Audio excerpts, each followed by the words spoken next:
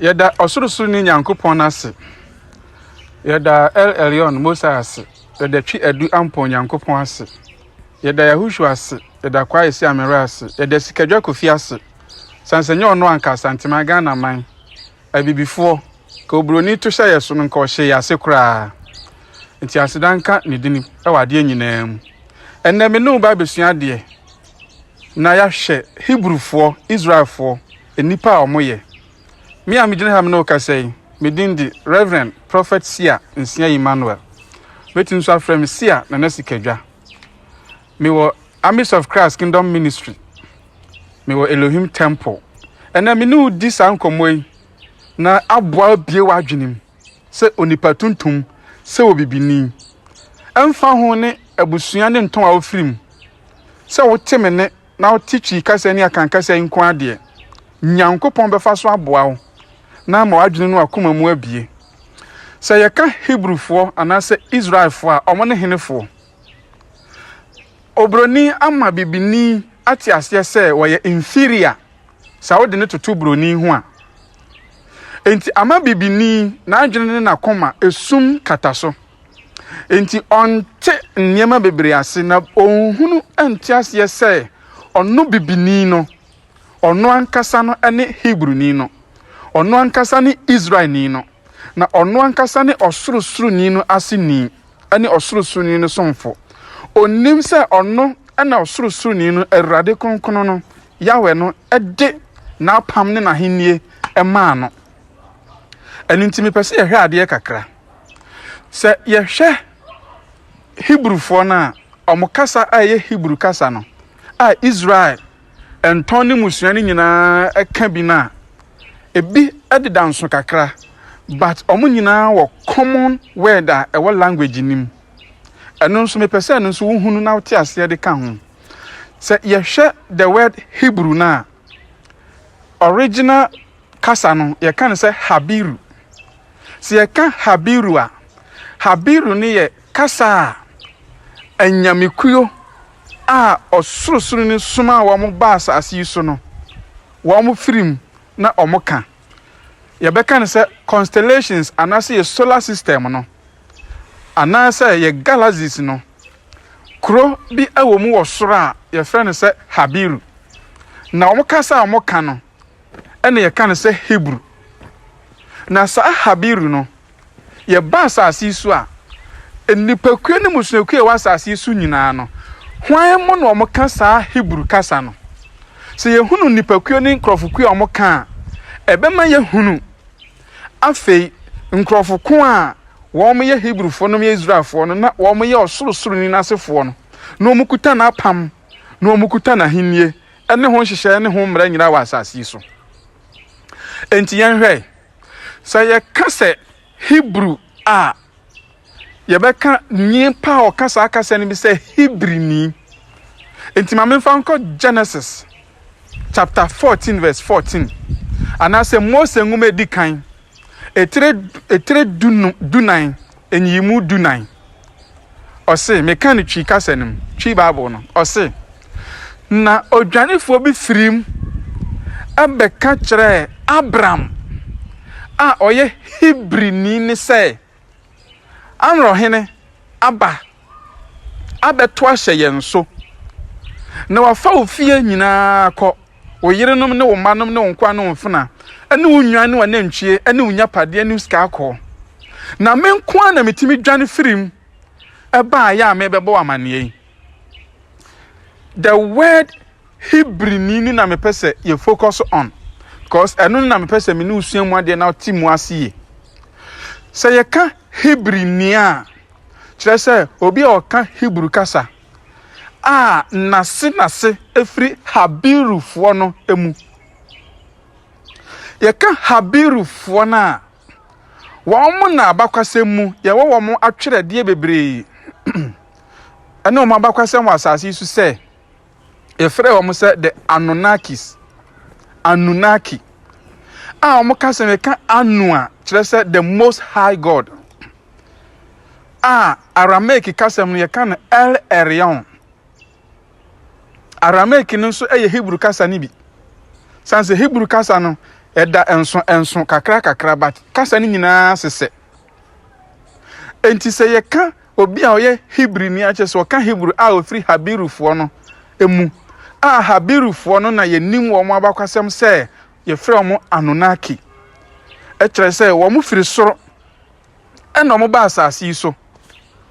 Ebe ye osoro ni no hyehyɛ ya na ɔde ato se ɔmomfa emeye nipa a omoye ono osoro ni no ene wo mo saa anyame no wo mo su ene wo ban no wo mo seso ewo wo mo ankasa mogem.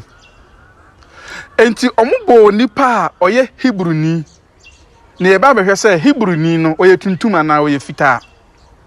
Saa Abraham no ono ne nana ene yaw akobo a ye ka no Jacob ewo brofo kasem. Jacob enye Hebrew kasa eye English. And this year, the right Hebrew word there, you can say Jacob. And na Jacob no so a dinim yenu ni aka bom etwanitia. It is a ebi a can wit say kwasi. But a kwa yisi, but in any kind of kwasi ni etwanitia. Na si aka kwa no any ayisi na bom, ni aka no kwasi tietietia. And it is ye hwe Jacob na yaw akobo a Sade Abraham no eye yaw Abraham no. Se ye ka Ham a ase ne sei abakwasem kire se Ham eye eba edima yaw akobo a na Ham na se kire se tuntum anase onipa ne hun ni tri na nim nyina eye tum. Okay. What you say sa ene ni abehwe the word abla Oba Ghana na oba wiase na oba Africa ha. Broni bia ni ho a oto abra. Broni mbusua ni nyina no yanto abla ewom. Abra na abla. Ye hwe abiwiase nyina abibifo na omoto ni titiriu akanfo a omo Ghana ha. Enti obehu abra, obehu abra eye common. Ena oba el nso so a obehu abla. Enti ye wo abla kwa, ye wo abla ko, ye wo abla to, ye wo abla so. Enti se ye nana no ede yaw Abraham dia na kire se wo ye nipa tuntum sanse ni din no atuntum fo nko ha na eto oko Benin oko Togo a abla omoto oko Nigeria oko Kenya oko Ethiopia oko Egypt kra ho se ya abla omoto abravi omoto ni nyina abrafi ni nyina efri sa the word abra enim enti eye abra ena ham ena ye kambom ni enya Abraham. Okay, sa Abraham no ena osoro ni no ene ni nya sa encounter no ema no di enwan ne mponche ne ntakramo abo afode. Genesis chapter 15. Edi man no no gi ni tum say wo wasefo wasene mu fo ena mede me mahinie na wosoro no besi wo so aba asase so. Enti o sha se so de mra ne hyehyɛ ne apam ene amane ene amamre ka ho nyina e ma no.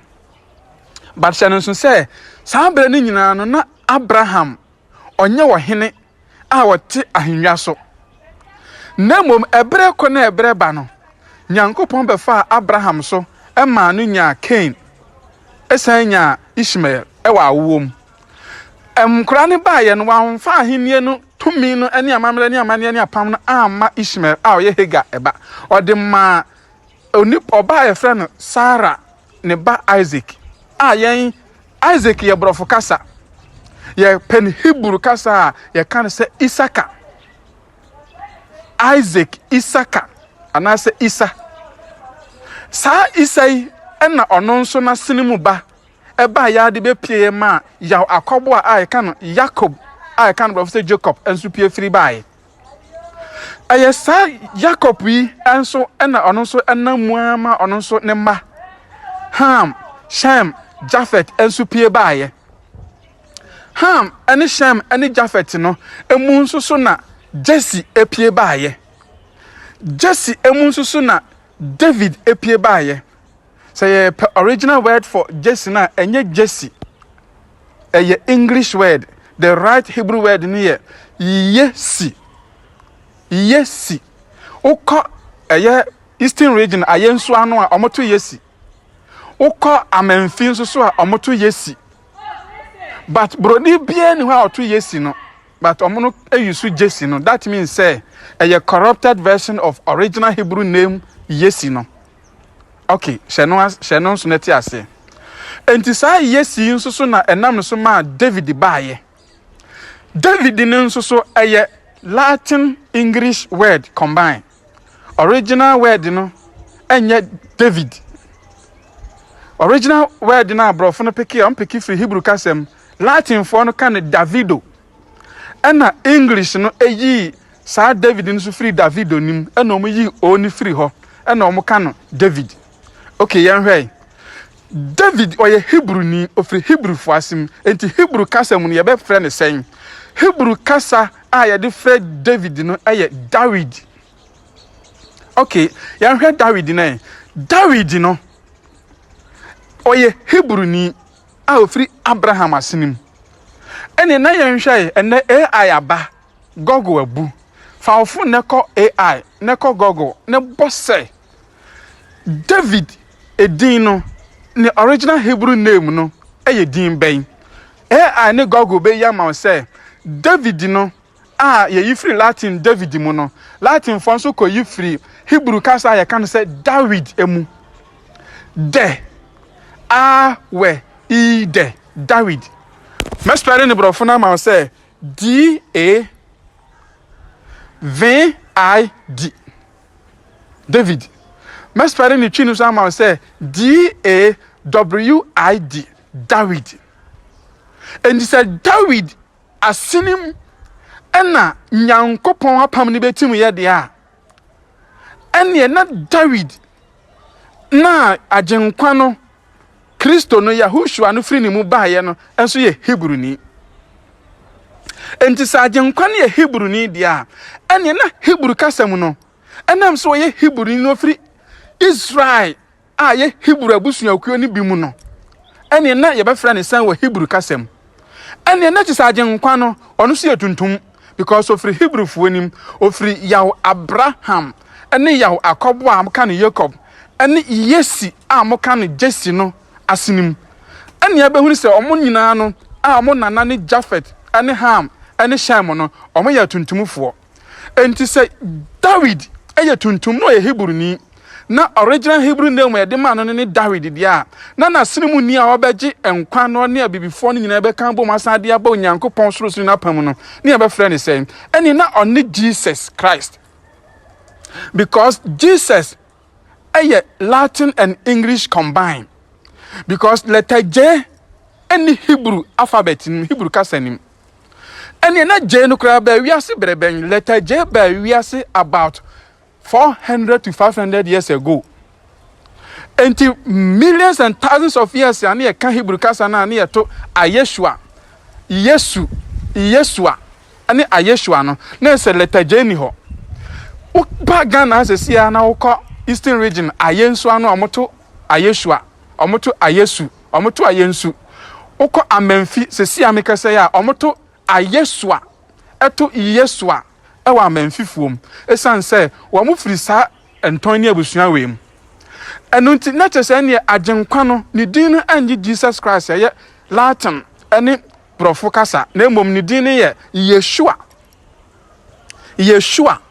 Hamashiaka aye be kan profo say Jesus Christ and I say Jesus the Messiah no so nya Hebrew word Greek word enunti say Messiah no ye Hebrew ni na ne din di Yeshua de a na David apam anyankopon hyebo ma ne nana Abraham Adama ene Yakobo ano David su ne besi ye na David su firi ho ne besi ne ba Salomo so a na chese ene na Yeshua a we tuntum no ene be complete sa anyankopon ahenie no ene mu nhyehyeye e ba asase so ma atuntumfo a ya bibifo yanhwai Salomo Africa sabem Salomo ye Hebrew kasa brofo na ye Solomon Salomo no eye guanfo kasa guanfo nso ka akanfo ho guanfo nso ka Hebrew musuakuo no ho bi Hebrew musuakuo dumienu na ayira na amohwehwe amunhu na amode akoma abrofo no guan ka Hebrew musuakuo dumienu no ho akannifo no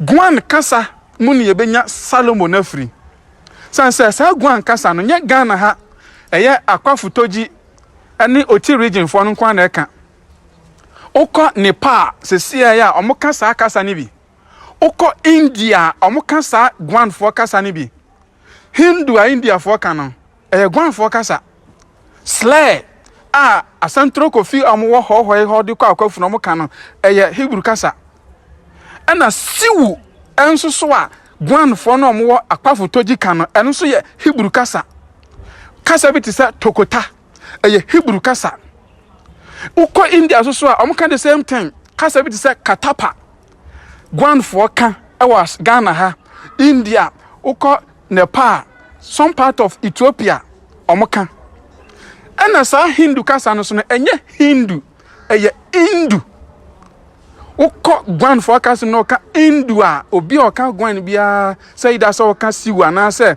slay ni bia no o ti asem America na se enti na kire se broni emmom no nye ono no ye osoro ni na se ni ode apam no ne ahenie no ni mu amane ne amamere ma no ode ma atuntumfo enti my question is den na apam no eseye ema bibifo etimi konkwaso mu anne esum ya ba beduru yen na kire se bibi touchma die touchma no na afi ba behwe Israel fo no ankasa no ayeyi wo mo se dumienu mu na munni kan wo ahenie nim ni mu amamere ne amane ene esom ne apam ne ye no touchma entima de ato yen ne broni ama yen ya inferior no etimi baaye ti nyame nhyira me de wo si ha ye be san to aso da foforo susuru ni nhyira obi bia me da so wati no ahwe me bye bye